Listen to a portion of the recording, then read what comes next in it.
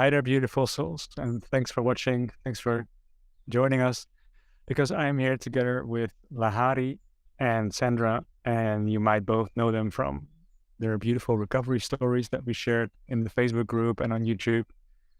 And today we've got a plan to have a really nice conversation about inner child work. And Lahari is taking the lead. So thank you very much for doing this, Lahari. Thank you as well for doing this, Sandra. And let's have a beautiful conversation. Yeah, thank you. Thank you, Daniel, and thanks, Sandra, for joining. I guess we just connected really without even ever meeting each other in person, I think. I really connected with Sandra's recovery story when I watched it on Daniel's channel. And I think we messaged back and forth for a bit about the healing work that we've been doing and the inner child work that came up throughout the healing for me especially, and I think Sandra connected with that as well. So we were like, why can't we have a conversation and see what comes out and how much of it might be useful for people. So here we are, and kindly Daniel joined us as well, so we can have a three-way conversation about the role of inner child in not just healing CFS, ME, or whatever other chronic illnesses, but actually living life and living a fully aligned life. So my first question to both of you is a very simple one. What's your relationship with your inner child right now? I'd say Daniel, you go first, and then we'll come to Sandra. Okay. So the idea is that at first we have fragmented into thousands of parts. Every time there was an emotion, there was a boundary. And when we didn't express the emotion in the boundary, we had to cut a piece off of ourselves. So let's say your parents wanted you to do all certain things, but you didn't want to do it. So you could not develop your anger and say no. You could not stand in for yourself. And then later in life, you miss that part of yourself that stands up for yourself. And everybody can take advantage of you. And this is just one example, but if you have like thousands of these things, because in childhood, it's just really difficult in our society to be yourself, to have your boundaries, because people find it hard to deal with that. And then eventually we pass that over to others. So yeah, the journey is about integrating the parts of yourself that you actually are and not being anymore someone that you think that you should be. So who are you really? And that means that for every second of the day, you have to live in the present moment and feel what do you need right now. And Teal Swan says something beautiful like, what does someone that loves herself need right now? And very often, a small aspect of myself comes up, a little boy, 4 or 5 years old, being in primary school, that started with 4 years old in the Netherlands, being bullied by the teachers, locked into closets when I was emotional. And this boy just needs a lot of gentle energy from me. I can't push myself anymore to do things. He just needs love, to go very slow. And he's always there. And sometimes, you want something like playing a computer game or whatever, or just laying in the sun in a hammock. Well, if that's what he wants, then I should involve him into being myself. He's a part of me. So, and the better we become at the better we become at developing a relationship with all the aspects, the more natural it becomes, and eventually we don't have to think about it anymore, but it just flows naturally. And for myself, I feel like I'm arriving more in that part now, many years of inner child work, where things just flow natural. My emotions are not really extreme anymore. And yeah, my boundaries are better. So that's how I feel. Thank you. That's yeah, not most of us don't have the childhood that we need in this current societies, and it sounds like you're no exception. And so, yeah, thank you, Sandra. Just to remind the question, what's your current relationship with your inner child right now, where you are? Well, what has helped me to get to the place that I'm at, which was from a really severe state, I would say, of a health crash to, living a pretty average life again, I think, has been really allowing myself to be as I am and going toward the things that come up that I used to abandon or were afraid of or were inconvenient. I feel like there's something in me that doesn't want anything fixed. I love my father. He was an amazing dad, but he had one of these personalities where you would come with an issue and he wanted to fix it, which is, I think, natural and normal. And I just wanted to be heard. And so I found myself, I wanted to be heard and seen and just have someone present while I go through what I'm going through. And so I feel like that emotional connection to going through something really hard was kind of absent. And so I find what's been helping me is just to be there for myself. Whatever's coming up, whatever I'm experiencing, going to that place inside of me and just saying, I'm here. And it's okay to be experiencing what you're experiencing. It's okay to feel what you're feeling, even if it's uncomfortable, and reminding that part of me that I have what it takes. I don't need to be fixing it, because the power that's in me, as long as I'm not giving it away and draining myself by trying to run from those parts of me, I have what it takes to hold the space for this and not allow it to consume me or make me afraid or have to run from it. And so this is what I've been doing, but I never related it to like inner child work until I heard you talking, and I was like, I would really like to know more about that, because I think I'm doing that in a way, but I just don't have like the labels for it. I'm just kind of flowing. And what I do is I don't even meditate anymore, which is kind of funny because I used to be a meditation teacher. All I do is I just sit with whatever's there. I just sit there and I be present and I go toward it as it comes toward me. And I just let that be. And it's been really powerful. And I'm curious to learn more about that, because it's just a flow at this point. And yeah, that's all I got on that. Thank you. Yeah, it's nice to hear different perspective on this work. I think different people have a different way of naming it. Some people call it shadow work, some people call it parts work, and of me, all of it in some way, shape, or form is dealing with a part of you that's wounded, which more often than not happens in your childhood. Yeah. So for me, it's inner child work.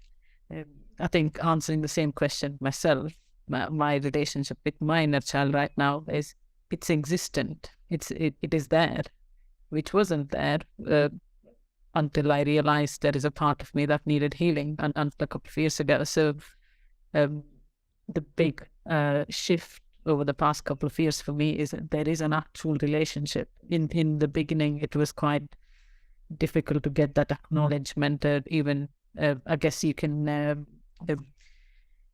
imagine a context of a child that's been traumatized, neglected, and in an outside context, and gone through a foster care system, etc. Not that I've gone through it, but and then you try and get them to a new family and try and give them all the right things, but you don't start building that trust on day one. It takes time. And that relationship takes nurture and all of that. I feel like that's been an ongoing journey for me, and there is that existing relationship. There is that acknowledgement, even though sometimes it's not very present in the moment, but at least that it's there, and I feel like my inner child knows that I am there as an adult and holding that space, and knows and trusts me to the point that that I can prioritize my inner child needs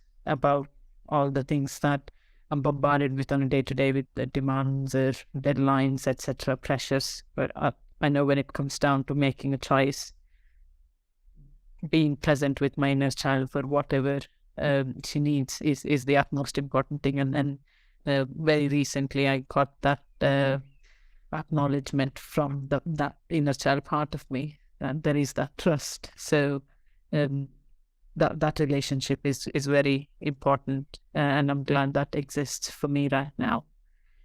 And I think I've heard in the not just in the Facebook group chat, but whenever I shared an article or a part of it before, I've had some comments from people where they're like, how do you even connect? What is this inner child thing? I don't even know how I go about it. I feel that disconnect. So I wanted to pick your brains on that. How did you guys start connecting with this part of you that needed that attention, or that love, that space, that safety? So I'm happy to go with the same order.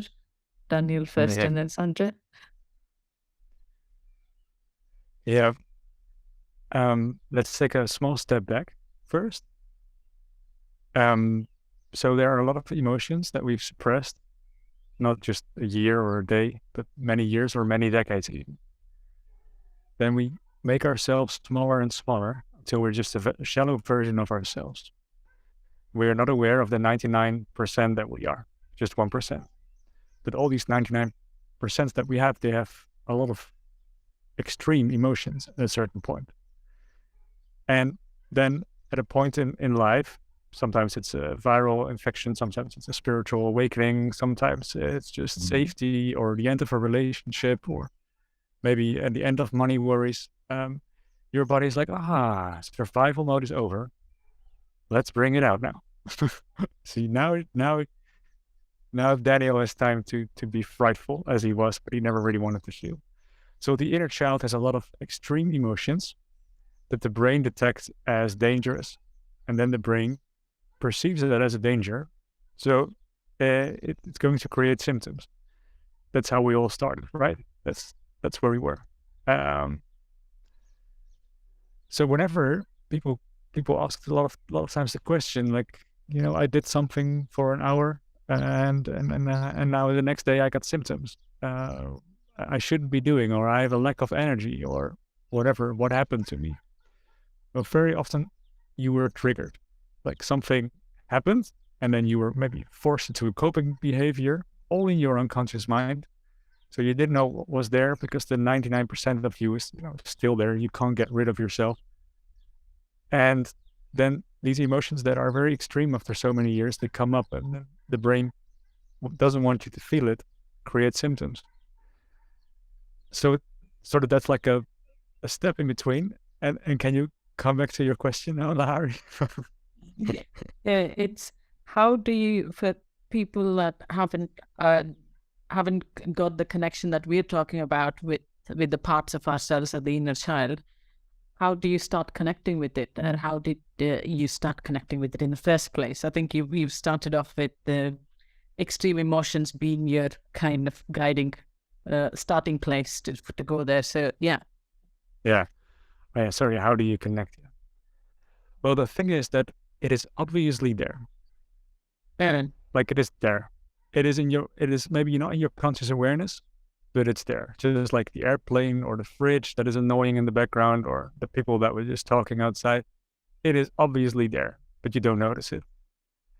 So your brain creates symptoms. So you're focusing on the symptoms and you make your life smaller, but it's still there. Everyone can see it, except, you. So all you need to do is to stop. Stopping what? Stopping everything. Stop all your thoughts. What are your thoughts about? I want to be worthy in the future by achieving stuff. Stop doing that. Stop thinking about it.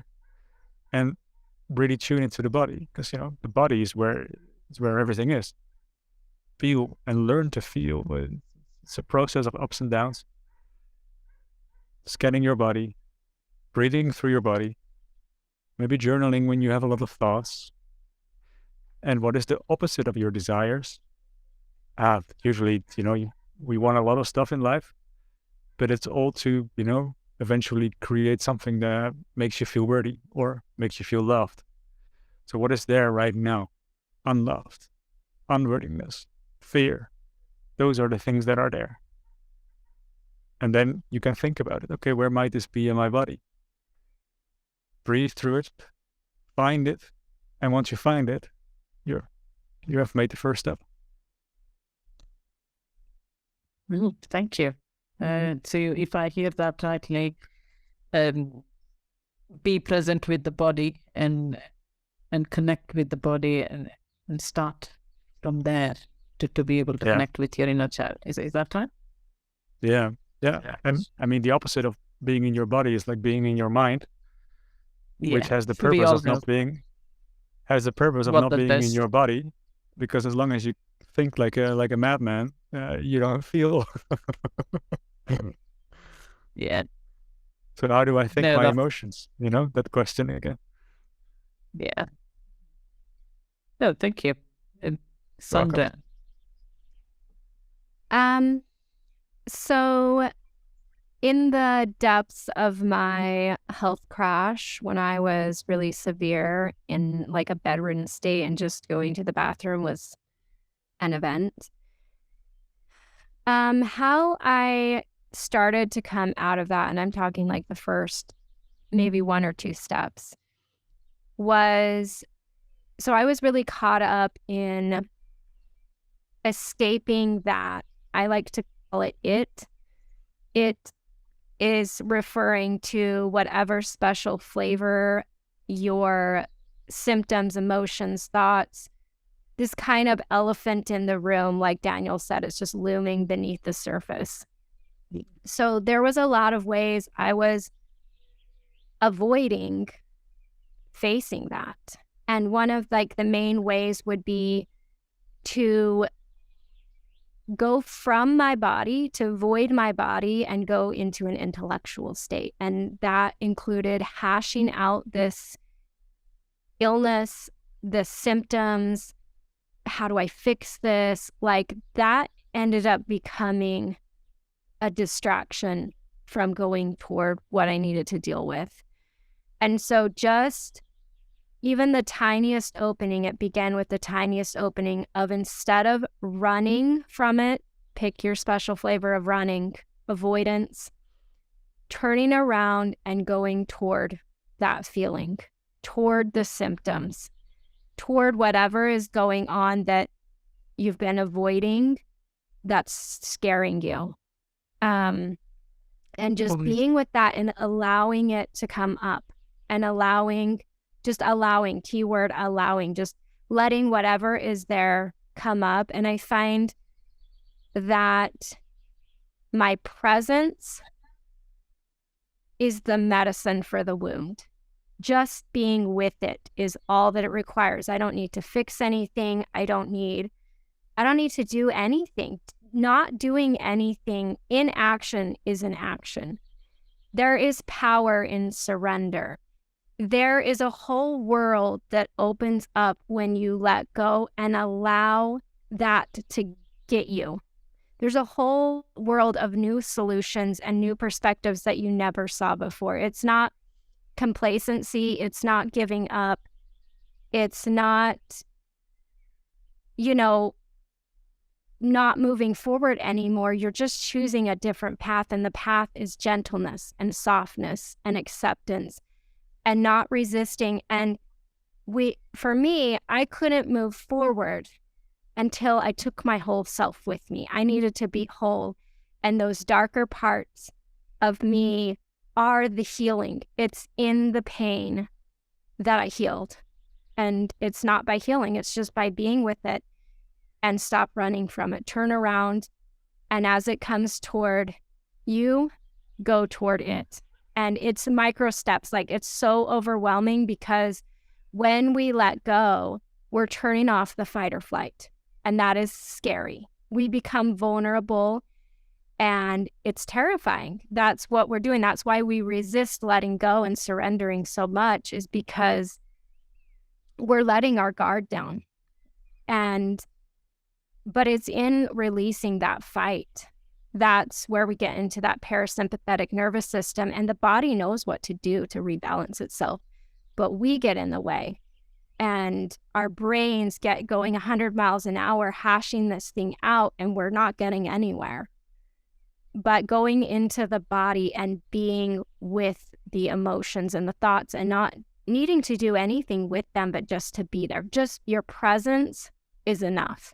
And so back to micro steps. So it's really, letting go is the hardest therapy I've ever done. It is, it's hard. It seems so simple in theory, but it's hard. But micro steps, just if you can't relax into the symptoms and into the emotions and whatever's there, then relax into your resistance. Relax into the fact that you can't let go, and befriend that part of you that is scared. It's okay to be afraid. It's not fear that hurts us. It's our reaction to fear. It's our reaction is the power. That is our power, is how we react to life, our health, our bodies, our minds. This is like reconciling our relationship with everything in life. It's not about the illness. No, I think you put it very well. It's that reaction. That's where the consciousness comes in. That's our free will. That's our choice in life. That's how we navigate. So, yeah, beautifully said. Thank you both. Can I say something to this? Yeah. Go ahead. Yeah. Yeah. So yeah, in the program, in the 6th module, it's about coping mechanisms which resemble fight, flight, hide, and as long as you're involved in one, you're in the sympathetic nervous system, fight or flighting yourself, hiding from yourself, which is not the problem. You shouldn't be doing that from yourself, and you shouldn't be addicted then to the stress hormones of doing that. So stopping that, that's a really beautiful first step. And then you can stop that, and maybe it takes an hour, but your nervous system winds down really fast. People think, and I've said it in the past, I've said the nervous system is out of whack. I've heard that once in recovery from, I think it was Dan Neufer. But now I've helped so many people, and no, there is nothing wrong with the nervous system. Because if you do these steps, if you do the little steps, you calm down really, really fast. Well, people, they can't really feel their inner child work yet. They have to learn to feel. But if we stop doing that, and if we just breathe in through the body, they'll feel better in 10 minutes. It's that simple. And they haven't resolved any emotion yet. They haven't connected with the inner child yet, but they calm down because they don't fight themselves. So I just wanted to emphasize that. People, there's nothing wrong with your nervous system. Thank you. Now, all the very important stuff. I think again, and Daniel, you mentioned about being in touch with the body and connecting with the body as a way to do further work. That being the starting point. And Sandra talked about letting go of resistance. Be one with the resistance, and not just be the resistance. If you can't let go of the resistance, just lean into it. And all we talked about, all the scary bits from the childhood and the fear and all of that, I just wanted to share my example of how I started connecting with it, because for me, it was quite the opposite. I started connecting with it with joy. And I think it was, um, for me, the first time where it really clicked with me was when I was just going through a stationery shop, and I saw a children's coloring book. There was something in me that I was like, that was happy, but because I was present and connected to the body at the time, I was like, oh, maybe I should buy it. I didn't know that that was part of my inner child that wanted it or anything. And then I colored for a couple of days, and then I put it to one side for 6 months. And only when I then started doing a lot more presence work and breath work, I was like, oh yeah, I actually want to color. And just leaning into that, what happened for me to connect with my inner child was just being present and looking around and walking around in life and being in different places and seeing which things or people or nature that I feel connected to, that I feel joy. That was part of my inner child. That was, for me, bringing that inner child out was that joy. And when I think about it, I've not actually thought about it before this conversation, but children, when you see children, if they're not extremely traumatized, usually they're joyful wherever they are. You don't need to give them fancy things. You can leave them in the mud, they're happy. You can leave them in a puddle, they're happy. They just play. So that it being able to naturally connect with parts of ourselves that find joy, and even when we're just walking or in a busy supermarket or wherever you are and look at things, oh, there's a snail, that looks interesting. Let me go see what's behind that rock or behind that leaf.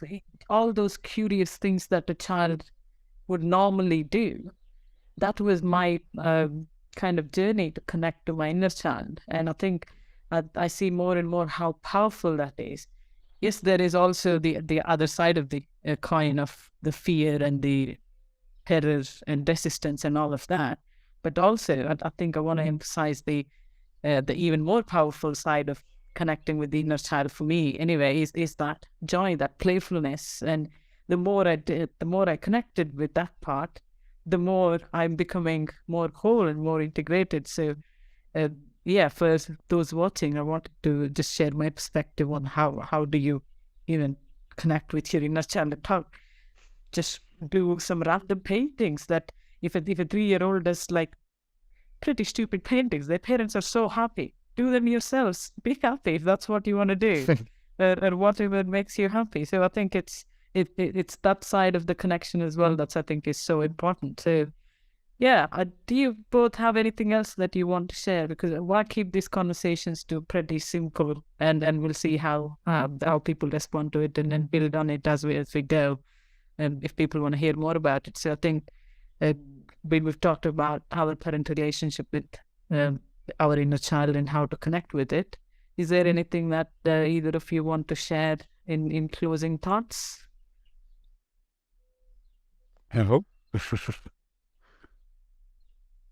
Sandra? I just want to say what you were talking about is really powerful and really profound. And I agree. I think that's a huge part of it, is just reconnecting. And I find this in healing work too. I was just talking to somebody else yesterday who is mostly recovered. And I was saying, I feel like in this healing journey, we can lose this space of being able to just curiously explore and mess up and go down the wrong path. And like we end up taking it so seriously, like we've got to heal and we've got to heal. And we lose that joyful part of ourselves that's just like, you know what, maybe I wanted to go on this journey. Like maybe it's an adventure. And I know that sounds really crazy because this stuff is not fun, but just opening up and just making it light and free. And if you go down the wrong path and you do the wrong therapy, so what? Like, it's fine. And I feel like I'm connecting the dots as you were speaking. And I'm like, I did that too. Like letting that suppressed child that's got to follow all these rules and can't express these types of emotions and has to be proper, like telling that inner critic, that inner Karen, like F off. Like, and letting that really innocent and free and playful and curious part of me come out anyway in defiance has been super therapeutic. 18. Yeah. Yeah, Done yet? beautiful. Yeah, beautiful. Yeah. Yeah, maybe we should have started the conversation with you talking about your joy. As Okay. a coach, I take people through the mud. So I'm all the time busy with the things that are not good, guiding them through the fear, through the horror. But I forget it sometimes. That's why I put it in my night module. Yeah, have some joy and take a break. Yeah. Enjoy yourself for a little bit. Yeah, that's good. I think that's why having 3 of us with different perspectives help. I Yeah. think you need it all. I think you need it all because there's that part of you that's suppressing that. And that's the nitty gritty that Daniel takes you through. That's the crap that I talk about. But underneath that is what we're trying to get to. And that's what you're talking about is just that pure energy. Yeah. Yeah. And Yeah, that's emotions. beautiful.